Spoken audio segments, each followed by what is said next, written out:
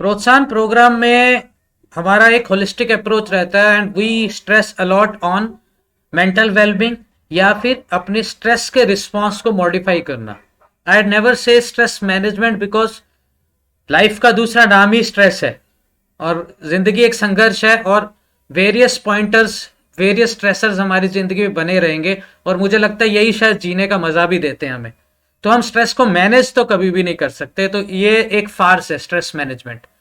All my experience as a psychologist and my education as a MPhil in psychology I के psychotherapy sorry, तो what I see is कि हम अपने response को जरूर modify कर सकते हैं। एंड हम आज के प्रेजेंट बुकिश नॉलेज की बात नहीं करेंगे, जो हमें वेदों से ज्ञान मिला है, हमारे सनातन हिंदू धर्म में जो हमें सिखाया गया है, हम आज उनको कोरिलेट करेंगे मॉडर्न मेडिसिन की साइंस के साथ और फिर समझेंगे कि कैसे हम अपनी रिस्पॉन्सेस को स्ट्रेस को मैं कम करने में यूज कर सकते हैं या फिर उस स्ट्रेसर्स का हमारी बॉडी पे जो इफेक्ट पड़ता है जिसकी वजह से हम वेरियस डिजीजेस के खतरे पे आ जाते हैं, उनको कैसे हम ठीक कर सकते हैं। तो that is where we educate you and जहां हम पॉइंटर्स को डिफाइन करेंगे, क्लियरली डिफाइन करेंगे कि भाई हमारे स्ट्रेसर्स कहाँ से आ रहे हैं, ताकि हम पहले उनको डिफाइन करें और फिर उनके कॉजेस को धीरे धीरे खत्म करके एक परमानेंट सोल्यूशन की तरफ जाएं और अपने स्ट्रेस की रिस्पॉन्सेस को मॉडिफाई करें। मेरा स्ट्रांगली मानना है कि जिस तरह से हम अपने बॉडी को ट्रेन करते हैं, अपने मसल्स को ट्रेन करते हैं, हम अपने माइंड को भी ट्रेन कर सकते हैं, हमारे रिएक्शंस को भी ट्रेन किया जा सकता है। तो डेट इज वेयर जो है प्रोत्साहन program comes in with its all its holistic approach. चिताश्च चिताश्च बिंदु मात्र विशिष्यते चिता दहति निर्जीवम चिंता दहति जीवनम। ये हमारे वेदों से ज्ञान मिलता है कि जो चिता है वो तो मृत शरीर को जलाती है, निर्जीव शरीर को जलाती है, बट चिंता तो जीवित शरीर को ही रोज रोज रोज जलाती है। और इसीलिए हमारा इतना ज्यादा इंपॉर्टेंस या रोल रहता है, होलिस्टिक अप्रोच लेते हुए हमारा एक प्रोटोकॉल रहता है स्ट्रेस रिस्पॉन्स को मॉडिफाई करने पे। कुछ रिसर्च पेपर कि भाई स्ट्रेस किस तरह से हमें ट्रिगर करते हैं, हमारी ऑटो इम्यून डिजीजेस को, कैंसर्स को, डायबिटीज को, बहुत सारी बीमारियों को। आपने देखा होगा लोगों का बीपी बढ़ जाता है, अच्छी खासी शुगर कंट्रोल में होती है, इंसुलिन लेने के बाद भी जैसे ही थोड़ा सा स्ट्रेस आता है उनकी शुगर बढ़ जाती है। These are various studies in various countries जो ये रिस्पॉन्स देते हैं। पहले स्ट्रेस को समझ लें कि स्ट्रेस के साइंस क्या है, स्ट्रेस के पीछे होता क्या है, स्ट्रेस हमारी बॉडी को कैसे रिएक्ट करता है। स्ट्रेस एक्चुअली कोई बुरी चीज नहीं है। स्ट्रेस एक एवोल्यूशनरी इंस्टिंक्ट है हमारी, जो बॉडी का एक प्रोटेक्टिव मैकेनिज्म है। जैसे हमें एक्यूट स्ट्रेस होता है वो बॉडी के लिए अच्छा माना जाता है। क्यों? मान लो आप जंगल में हो, आप कहीं जा रहे हो, आपको कोई ऐसी चीज मिल जाती है जिससे आपके शरीर को खतरा है। मान लो आप कोई शेर देख लेते हो या कोई ऐसा जानवर देख लेते हो जिससे आपको बच के भागना है, या कोई ऐसी सिचुएशन आ जाती है कि भाई आपके कोई अवलांच आ रहा है या जंगल में कभी कहीं से तेज तूफान आ रहा है और आपको उससे अपने आप को बचाना है। तो अब उस तूफान से दूर होने के लिए, इसे कहते हैं फ्लाइट एंड फ्राइट रिस्पॉन्स, तो हमारे शरीर में थोड़ा डर पैदा होता है, माइंड में थोड़ा डर पैदा होता है और हम उससे दूर भागना चाहते हैं। अब मान लो दूर भागना है किसी चीज से, तो आपको क्या चाहिए? आपकी बॉडी को चाहिए कि आपकी बॉडी की पंपिंग फुल हो, तभी तो आपके मसल्स को पूरा ब्लड और ऑक्सीजन मिलेगी, तभी तो आप भाग पाओगे। आपकी हार्ट रेट तेज होगी, आपका ब्रेथ रेट भी तेज होना चाहिए ताकि आप सांस पूरी तरह लो, पूरी ऑक्सीजन लो, ताकि उस डर से दूर भागो। आप तो नहीं चाहोगे भागते वक्त आपको स्टूल जाना पड़े या आपको टॉयलेट के लिए रुकना पड़े। इसीलिए हमारा यूरिनरी एक्शन और डाइजेशन स्लो हो जाता है, हमारे को कॉन्स्टिपेशन टाइप की कंडीशन क्रिएट हो जाती है टेम्परेरली, ठीक है। और इसी तरह से हमारा बाकी फंक्शन भी स्लो डाउन हो जाता है और higher blood pressure, blood rate और ब्रीदिंग रेट हमारी फास्ट हो जाती है। लेकिन प्रॉब्लम कहाँ आती है? ये तो एक्यूट स्ट्रेस तो हमारे लिए अच्छा होता है और इसको हम आर्टिफिशियली क्रिएट भी करते हैं जब हम HIIT यानी हाई इंटेंसिटी इंटरवल ट्रेनिंग करते हैं, एक्सरसाइज करते हैं। तभी एक्सरसाइज करने के इतने बेनिफिट है हमारी बॉडी के लिए, क्योंकि वो temporarily acute stress artificially create करता है। प्रॉब्लम कहाँ आती है? जब यही स्ट्रेस हमारे को क्रॉनिक फॉर्म में मिल जाए, मतलब आपको रोज एक शेर आपके कमरे पे बैठा है जिससे आपको रोज डर लग रहा है। Various forms of stressors are there, your credit card bills या डेडलाइंस या ऑफिस का स्ट्रेस, एक सिंपल सा ट्रैफिक का स्ट्रेस कि रोज आना और जाना है इतनी दूर अपने ऑफिस और उसमें भी हम स्ट्रेस, तो एक क्रॉनिक स्ट्रेस की कंडीशन, एक बेस लाइन स्ट्रेस हमारे को आदत की तरह हमारी साथ लग जाता है। अब उससे होता क्या है, उससे वही सारे फैक्टर्स ये है क्रॉनिक रहने लग देते, यानी कि आपका बीपी बढ़ा रहने लगता है, आपका हार्ट रेट बढ़ा रहने लगता है, आपका ब्लड शुगर लेवल बढ़ा रहने लगता है, आपकी डाइजेशन पुअर रहने लगती है, आपका यूरिनरी फंक्शन पुअर हो जाता है, आपको सेक्सुअल फंक्शन पूरी तरह काम नहीं करता है, आपकी बॉडी में पानी भर जाता है, वाटर रिटेंशन, सूजन रहने लगती है, किडनी फेलियर का खतरा भी बढ़ जाता है। और ये सब किससे साइंटिफिकली या केमिकली इसके पीछे किसका रोल है, हमारी बॉडी, हमारे एड्रिनल ग्लैंड एक हार्मोन सेक्रेट करते हैं जिसे कहते हैं एल्डोस्टेरोन एंड कॉर्टिसोल। कॉर्टिसोल वही हार्मोन है जो कॉर्टिकोस्टेरॉइड्स में यानी कि स्टेरॉइड लेने वाली गोलियों में होता है, जो नॉर्मली हम कई बीमारियों में मजबूरी के रूप में यूज भी करते हैं, तो एलोपैथी में, जिसकी वजह से तो एक तरह से स्ट्रेस और स्टेरॉइड्स एक तरह से शरीर पे काम करते हैं। तो जितना साइड इफेक्ट स्टेरॉइड्स का है उससे कहीं ज़्यादा साइड इफेक्ट स्ट्रेस का है, क्योंकि हम स्टेरॉइड की डोज को तो खुद अपने हिसाब से मॉनिटर फिर भी कर सकते हैं, बट स्ट्रेस का हमारे पास कंट्रोल नहीं होता कि कब ज़्यादा होगा कॉर्टिसोल सेक्रेट, कब कम होगा। अब बात करते हैं कॉजेज ऑफ स्ट्रेस की। ये मैं प्रैक्टिकल कॉजेज की बात करूंगा जो बुकिश नॉलेज से हटके है, जो मेरी कुछ जो मैं बुक्स, लाइफ कोचिंग बुक्स या मोटिवेशनल बुक्स में पढ़ता आ रहा हूँ उसका एक जिस्ट है यहाँ पे। जो बुद्धा कॉन्शियसनेस कहती है, बुद्धिज्म में फॉलो होता है कि बेसिक तीन ही कारण हैं सभी स्ट्रेस के, क्रेविंग, क्लिंगिंग एंड ग्रास्पिंग। मतलब जो आज हमारे पास नहीं है हम उसको क्रेव करते रहते हैं, हो सकता है शायद हमें उसकी ज़रूरत हो या नहीं भी, फिर भी हम क्रेव करते रहते हैं, बिकॉज हम आजकल सोशल मीडिया के ज़माने में अपनी आपकी अचीवमेंट्स को, अपनी ज़िंदगी को दूसरों से बहुत कंपेयर करने लग गए। भले ही उनका स्टार्टिंग पॉइंट डिफरेंट हो, उनके अपब्रिंगिंग डिफरेंट हो, उनके लाइफ गोल्स डिफरेंट हो, उनके लाइफ चैलेंजेस डिफरेंट हो, उनका सोशियो इकोनॉमिक स्टेटस डिफरेंस हो, उनका इकोनॉमिक्स फाइनेंशियल स्टेटस अलग हो, फिर भी हम कंपेयर करते कि भाई उसके जैसी ज़िंदगी मेरी हो। एक सिंपल सा एग्जांपल मैं अपनी बात करूं, जब मैंने मेडिकल पास आउट किया था मेडिकल 2008 में, तो यूपीएससी के लिए 13 सीट्स निकली थी all over India medical officers की। मैंने उसके लिए 8 महीने भरपूर एक कमरे में बंद रह के प्रैक्टिस की, पढ़ाई की, मेरा 8-9 किलो वजन कम हो गया, but I couldn't clear that exam. मैं कुछ टाइम के लिए बड़ा डिप्रेस्ड हो गया था, तकरीबन महीना 1.5 महीना, and then I suddenly decided कि बस बहुत हो गया, I will start my clinic the day. तो मैंने पास आउट होते ही फर्स्ट क्लिनिक तो मैंने डे 1 से ही शुरू किया था, then I open my second clinic at Krishna Nagar. और उस वक्त मैं उस यूपीएससी में ना होने का मेरे लिए एक ब्लेसिंग इन डिस्गाइज बन गया आज। अब मैं अपने आप को 15 साल बाद देखता हूँ तो मैं अपने आप को लक्की समझता हूँ कि यूपीएससी नहीं हुआ, नहीं तो मैं, आई शुड नॉट से इट, बट बहुत से लोगों के साथ होता है, मेरे साथ भी शायद यही होता है, सरकारी नौकरी का कंफर्ट लेवल में लेके ना सीखता, ना पढ़ता, ना अपने रोज़मर्रा की जो मेरा नेचर है कि मैं अपने आप को एवोल्यूट करना चाहता हूँ, सीखना चाहता हूँ, बेहतर करना चाहता हूँ, वो शायद नहीं करता। तो ऐसे ही हमारी क्रेविंग्स हमें तंग करती रहती है, हो सकता है उसकी ज़रूरत होती भी है या नहीं। सेकंड, जब हमें कोई चीज़ मिल जाती है तो हम इंसान का एक बड़ा हमारी ह्यूमन नेचर का एक बड़ा स्ट्रॉन्ग पॉइंट है कि हम चाहते हैं ये चीज़ ऐसे ही मेंटेन रहे।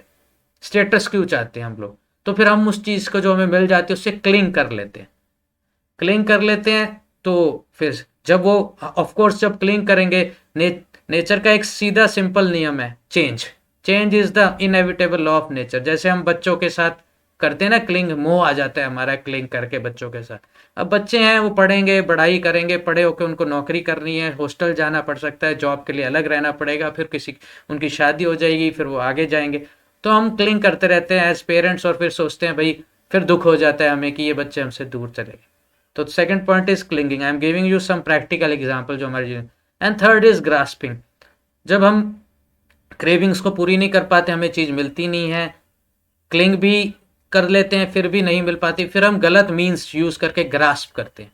हम कुछ कुछ अपने बच्चों को मैनिपुलेट करके उनको अपने साथ रखना चाहते हैं, मैनिपुलेशन कर करके हम चीज़ों को चाहते हैं कि भाई गलत मीन्स यूज़ करते हैं, गलत गलत मीन्स यूज़ करके हम फिर उसको जो है अपने पास रखना चाहते हैं चीज़ों को, and then things get into stress, हम अपनी नींद खो देते हैं फिर, और जब नींद नहीं आएगी तो स्ट्रेस तो बढ़ेगा।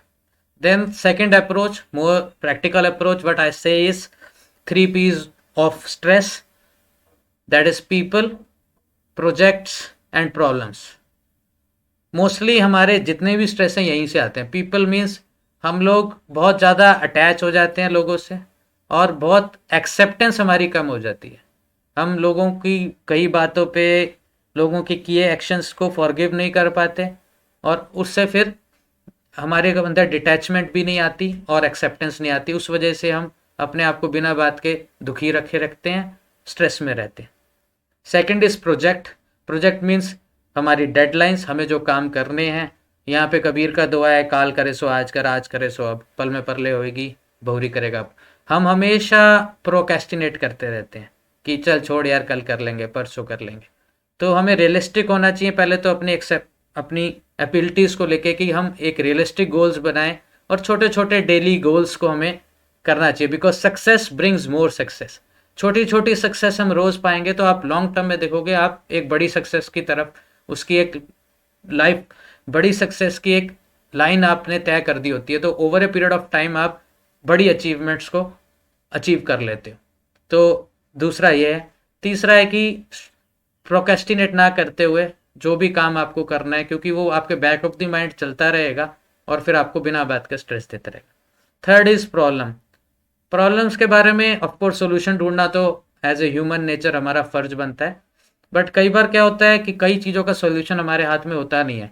तो मेरा मानना है उसको यूनिवर्स के लिए छोड़ देना चाहिए, क्योंकि उसके बारे में वैसे भी हम ओवर थिंक करके कुछ पा तो पाते नहीं है।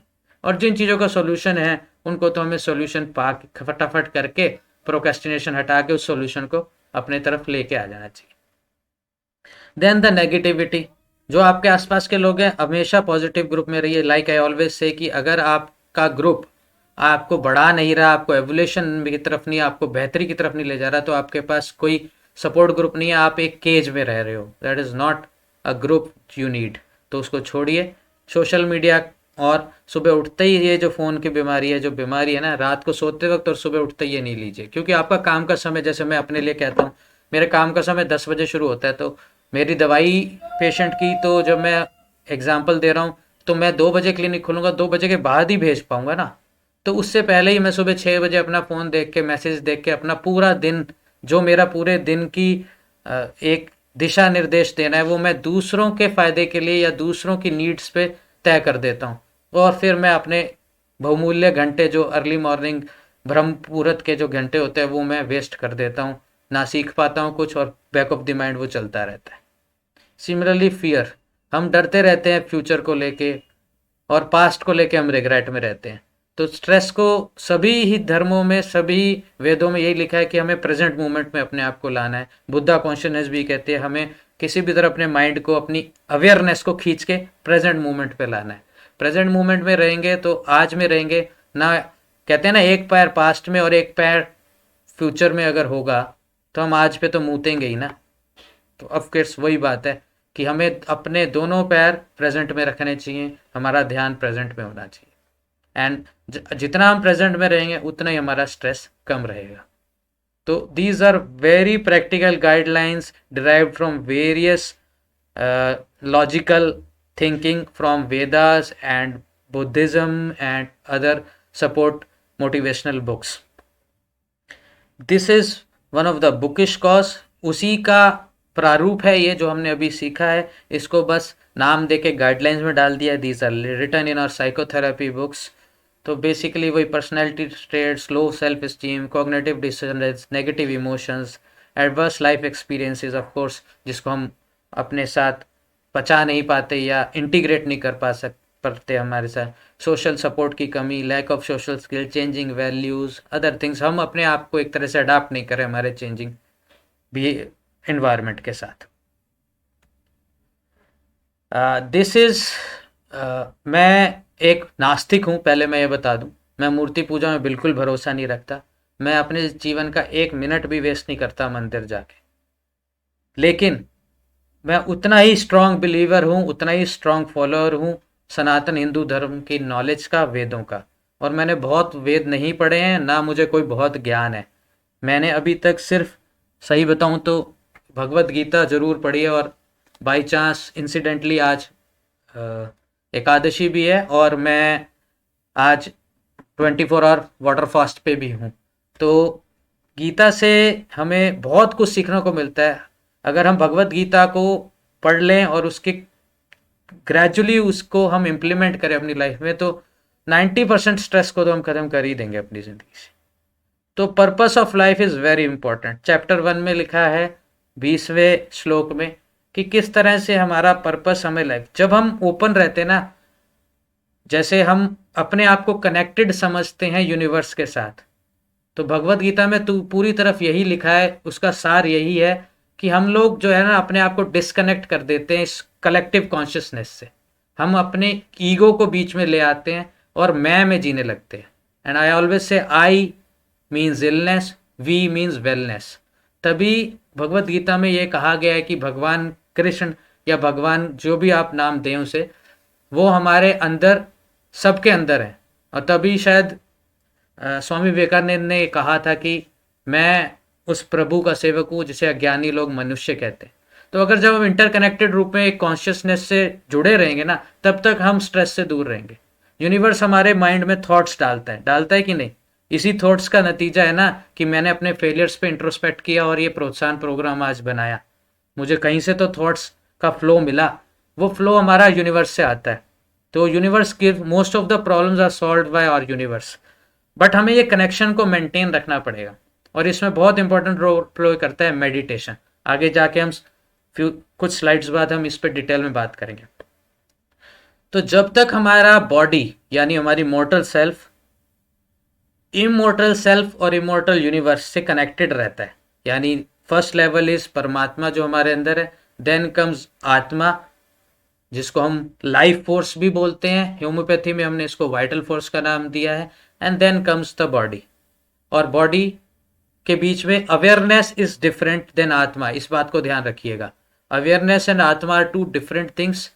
साइंटिफिकली बात कर रहा हूँ, लॉजिकली बात कर रहा हूँ मैं। हमारे अवेयरनेस को हम कंट्रोल करके हम एक जगह पे ला सकते हैं, प्रेजेंट में ला सकते हैं। ये भगवत गीता में एक पिक्चर है, मैंने इसी में से ये पिक्चर ली है। अब आप देखिए किस तरह से, see this is the picture, है ना? तो this picture is typically one picture worth is worth 1000 words.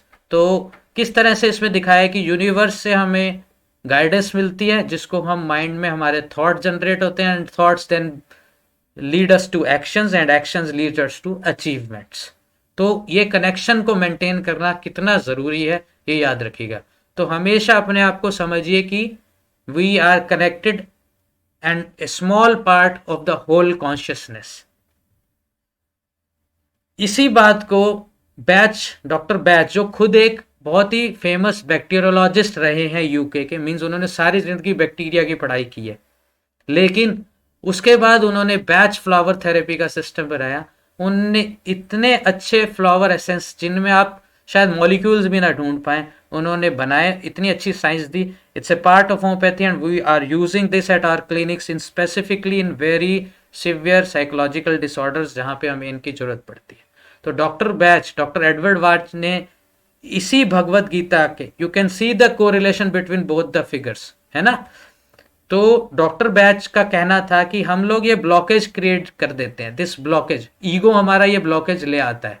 And हम चाहते तो हैं, हमारा थॉट प्रोसेस तो बोलते हैं I want to do it, but हम करते नहीं, हम सक्सेस नहीं पाते बिकॉज ऑफ दैट ईगो, क्योंकि हमने कॉन्शियसनेस के आगे, कलेक्टिव कॉन्शियसनेस के आगे एक ब्लॉक लगा देते हैं ईगो से, और फिर वो ईगो हमें वो थॉट्स को आने नहीं देता, थॉट्स एक्शन में कन्वर्ट नहीं होता।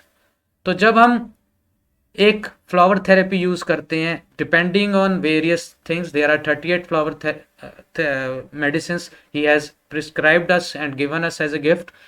तो उनमें से जैसे जैसे आपके पर्सनैलिटी, आपकी सिचुएशन के हिसाब से हम बैच फ्लावर एसेंस को यूज करते हैं, ये ईगो टूट जाता है, हमारा ब्लॉकेज टूट जाता है, हमारी लॉजिकल थिंकिंग कलेक्टिव कॉन्शियसनेस के साथ जुड़ जाती है, and then things get better, our thinking gets better.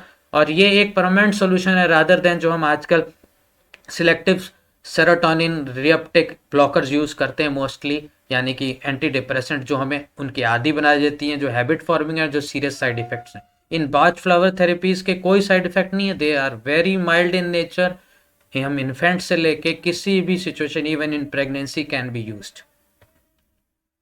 सब मॉडर्न राइटर्स हम अब बात कर ले, कोरिलेटर वेदों को अब कोरिलेट करते हैं मॉडर्न राइटिंग के साथ। तो डॉक्टर एडवर्ड वेच के बारे में मैंने ऑलरेडी डिस्कस कर दिया। ही सेड कि सोल, हमारी सोल रियल सेल्फ है हमारा, it has to be connected with the divine. उनको जो है कलेक्टिव कॉन्शियसनेस के साथ इसका कनेक्शन बना रहना चाहिए। जब तक ये बना रहेगा हम अपने इन्वायरमेंट के साथ अच्छे से अडेप्ट कर पाएंगे और हम अपने स्ट्रेसर्स को कंट्रोल में या हारमनी में, हमारी सोल, हमारी बॉडी और हमारे इन्वायरमेंट के साथ एक हारमनी बनी रहेगी और हारमोनियस रिलेशन रहेगा। तो हम पर्पस ऑफ लाइफ, जिसका एक इंस्ट्रूमेंट ये शरीर है, इसको हेल्दी रखेंगे और फिर हमारा पर्पस ऑफ लाइफ या आध्यात्मिक उन्नति, जो भी आप नाम देना चाहें, वो हम पूर्ति कर पाएंगे। Then doctor Hahnemann called it in his chronic diseases preface में, उन्होंने लिखा था, उनकी बुक थी द क्रॉनिक डिजीज, उसमें एक प्रीफेस में लिखा था the higher calling. Hahnemann, doctor Hahnemann जो होम्योपैथी के फाउंडर हैं, वो हायर कॉलिंग की बात करते थे, यानी कि पर्पस ऑफ लाइफ। जब तक लाइफ का पर्पस नहीं, आप रेलेवेंट नहीं रहेंगे इस समाज में, तब उसी के बाद आपको बीमारी। तभी आप देखते हैं बहुत सारे आर्मी ऑफिसर्स, बहुत सारे वर्किंग पीपल जब रिटायर हो जाते हैं, उसके बाद वो डिप्रेशन में, अल्जाइमर में या पार्किंसोनिज्म डेवलप कर लेते हैं, बिकॉज उनकी रेलेवेंस उनके हिसाब से ख़त्म हो जाती है उनके समाज में। और बच्चे बड़े हो जाते हैं तो बच्चों भी, क्योंकि जनरेशन गैप क्रिएट हो जाता है, तो उनकी बात उनके बच्चों तक कुछ वजह से पहुंच नहीं पाती, and then these diseases come into picture. Charles Darwin, ये तो हम सब जानते हैं, survival of the fittest, evolution. मैं बहुत स्ट्रांगली इसको फॉलो करता हूँ। हमें अपना कल हमारे आज से बेहतर रखना है, बेहतर बनाना है, चाहे हम सीखें मेंटली, फिजिकली, जो हमारा काम है उसमें, या जो हम पढ़ाई कर रहे हैं उसमें, हमें बेहतर होते जाना है। अगर ये हमारा पर्पस रहेगा तो आप कभी भी डिप्रेशन या एंग्जाइटी में नहीं जाएंगे। एंड देन कम, आजकल बहुत मॉडर्न राइटर्स हैं, इकिगाई का कॉन्सेप्ट है, जापान में इस नाम से एक किताब भी छपी है जो न्यूयॉर्क बेस्ट सेलर भी बन गई थी। इकिगाई का जापानीज वर्ड है, इसका मतलब है आपका purpose of life. Purpose of life हमें कब पता चलता है? जब हमारा कनेक्शन यूनिवर्स से बना रहता है और वो थॉट्स हमें आते रहते हैं। क्या क्या टेक्निक्स हम यूज करने वाले हैं?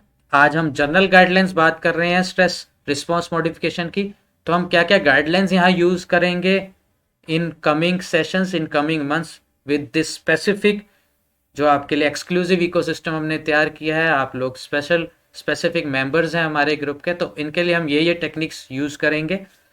पर्पस ऑफ लाइफ के बारे में बात करेंगे आप सबके, mindfulness, acceptance and forgiveness, then the breathing exercise, जो सबसे ज़्यादा अंडररेटेड एक्सरसाइज है, ये करेंगे।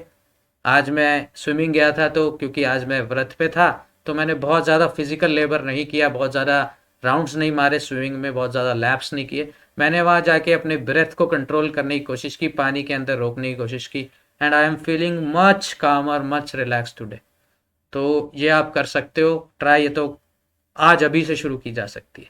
Then goal achieve meditation, golden ball meditation, there are different kind of meditation we use. Then bear bubble meditation, ये सब हमारे हिंदू सनातन धर्म से आया है। Visualisation is a very important technique which is given in our Vedas.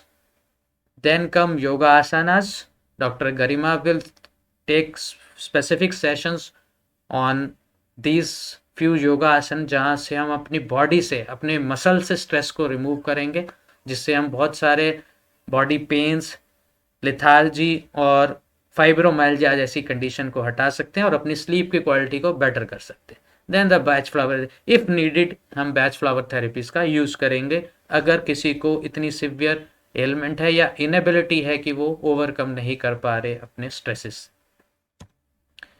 प्राणायाम की बात करेंगे अब, स्पेशली ब्रेथवर्क जिसका मैंने नाम लिया। ब्रेथवर्क बहुत ही अंडररेटेड एक एक्सरसाइज है। ब्रेथवर्क, इसका कोई भी नाम ले लो आप, प्राणायाम बोल लो, किसी वेरियस टेक्निक्स ऑन ब्रीदिंग्स बोलो, एक सिंपल टेक्निक।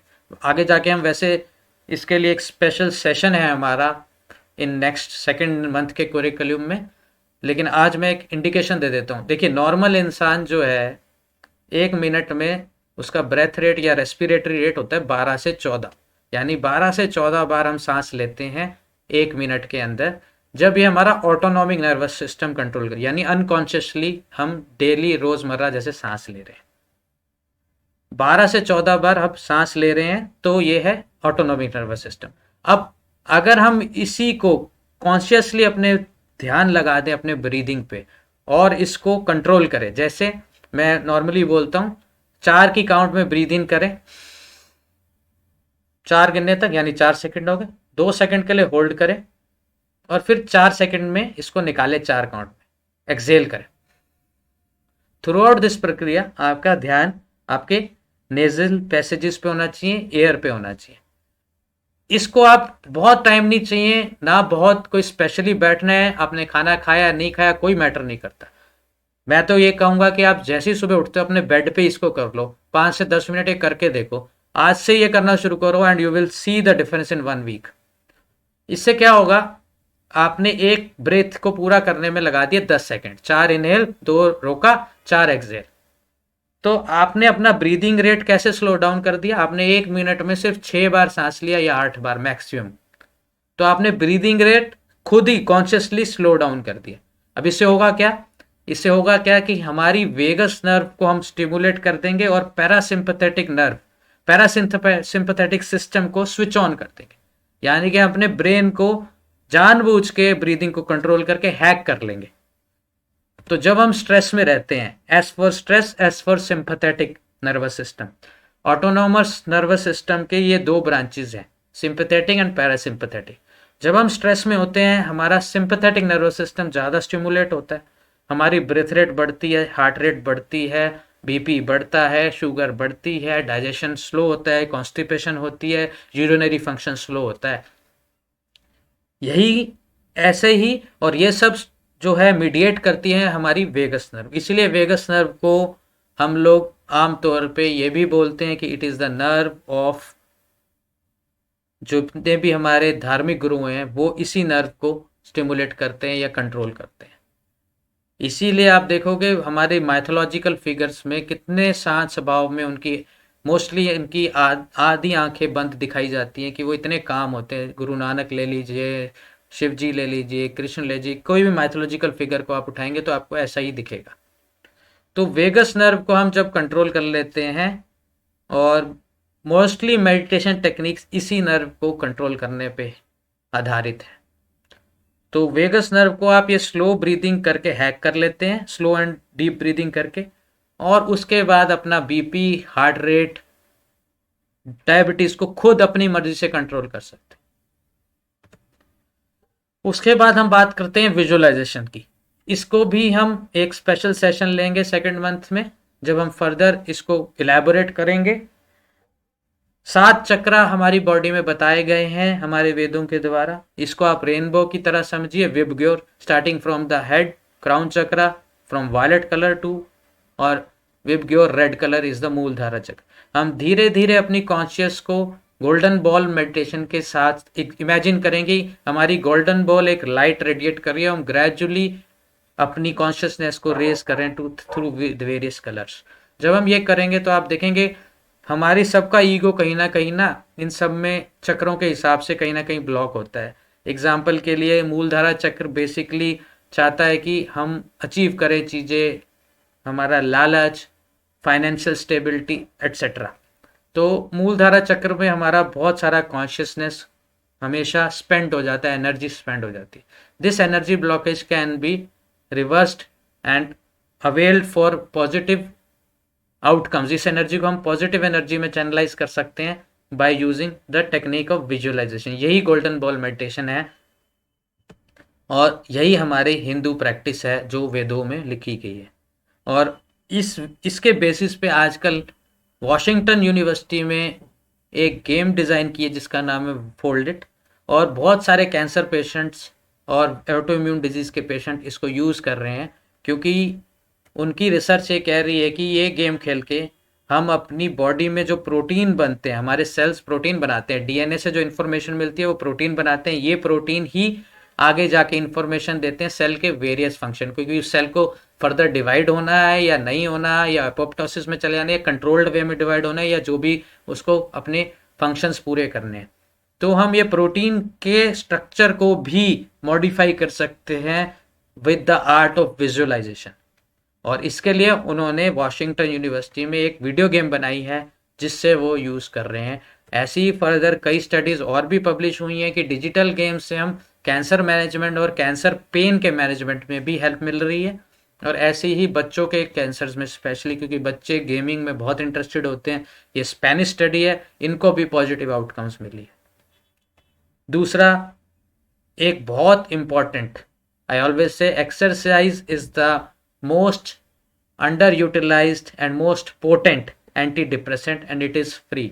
जब हम एक्सरसाइज रेगुलर करते हैं, जैसे आप लोग हमारे ग्रुप में स्क्वाट्स के वीडियोस भेज रहे हैं जो पॉजिटिव एनर्जी सबको दे रहा है, एक कलेक्टिवली हम अपने जो है ग्रुप को एनर्जी दे रहे हैं, वही ना कलेक्टिव कॉन्शियसनेस आ गई हम सबकी इस ग्रुप में जो मेंबर्स हैं, यहाँ के 13 मेंबर्स। तो ये कलेक्टिव एनर्जी की वजह से हम अपने एक्सरसाइज कर रहे हैं, उससे हमारी बॉडी में positive hormones, feel good hormones, endorphins secrete करते हैं, और हमारे मसल्स में जो रिटेन स्ट्रेस होता है वो रिलीज हो जाता है, एनर्जी, नेगेटिव एनर्जी, और फिर थकने की वजह से हमारी नींद की क्वालिटी भी बेटर होती है। तो यही कितने सारे बेनिफिट हैं हमारे रेगुलर एक्सरसाइज के लिए, और ये ग्रुप आपको कितना पुश कर रहा है कि हम इसको अचीव करें अपनी एक्सरसाइज को। That is the benefit of प्रोत्साहन प्रोग्राम हियर। इस फोन, इस स्क्रीन को मजबूरी है हमारी, हमें काम करना है आज के ज़माने में, आज के प्रेजेंट डे ऑप्शन में, और इवन जो ये हम आज वेबिनार भी कर रहे हैं तो भी ये भी स्क्रीन से कर रहे हैं, बट इसको हमें जुडिशियसली यूज़ करना चाहिए, जितना हो सके पॉजिटिवली यूज़ करना चाहिए, और काम के समय ही यूज़ करना चाहिए। बीच बीच में इसको डिजिटल डिटॉक्स लेते रहना चाहिए, कुछ टाइम अपने लिए रखना चाहिए ताकि हम मेडिटेशन और ब्रीदिंग को दे पाएँ, डेडिकेट कर पाएँ, और रुक के पॉज लेके ही अपनी प्रॉब्लम्स को देखना चाहिए कि कहाँ हम गलती कर रहे हैं जो हमें बिना बात की प्रॉब्लम पे स्ट्रेस आ रहा है। ट्रैफिक तो एक समस्या है ही ना दिल्ली की, उसे हम एक्सेप्ट ना करके गुस्सा करते रहते हैं, वो सही नहीं चला रहा है, ये वो चला रहा है। मैं भी करता हूँ, मैं ये नहीं कह रहा, but I am trying to overcome my limitations here. तो no matter how was your past, आज से पहले आप अपने स्ट्रेस को कैसे देखते थे मुझे नहीं पता, हो सकता है नहीं देखते थे ठीक से, बट आज के बाद से you can always start a new beginning. आज के बाद से identify your stressors, work on it. आपने प्रैक्टिकली ऐसे देखा था कभी स्ट्रेस को?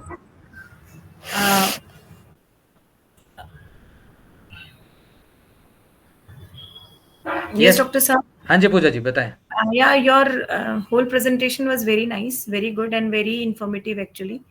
साइंटिफिकली मुझे स्ट्रेस के बारे में जो भी आपने बताया वो थोड़ा बहुत मालूम था, because I have also studied psychology in my curriculum, तो वो थोड़ा बहुत मुझे मालूम था।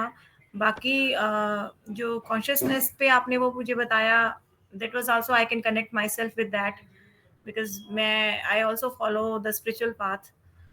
तो दैट इज मतलब all these things are actually practising in my house. मेरे घर पे मेरे हस्बैंड, आप जानते हैं दीपेंद्र को भी, ही इज ऑल्सो बहुत पॉजिटिव अप्रोच वाले हैं वो, और सारी चीज को बड़े अच्छे से लेते हैं। तो ऑल ओवर आपका, लेकिन जो मुझे साइंटिफिक वे में आपने इसको साथ में जो इसको कनेक्ट किया ना, दैट वाज वेरी गुड।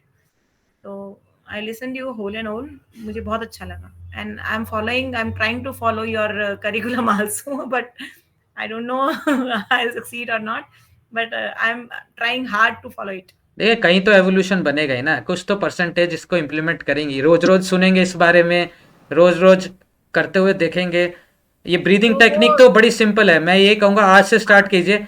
मैं ग्रुप में नहीं बोलूँगा, आज का आपका जो स्ट्रेस रिलेटेड चैलेंज है ना, बस यही है कि 10 मिनट हमने कॉन्शियस ब्रीदिंग को देने हैं, अपनी ब्रेथ रेट को स्लो डाउन करना है, सिर्फ 10 मिनट कभी भी टाइम निकाल के आपको देने हैं। यहाँ पे गीत भी है जो बहुत छोटा बच्चा है, लेकिन मैं फिर भी उसको भी बोलूंगा, क्यों?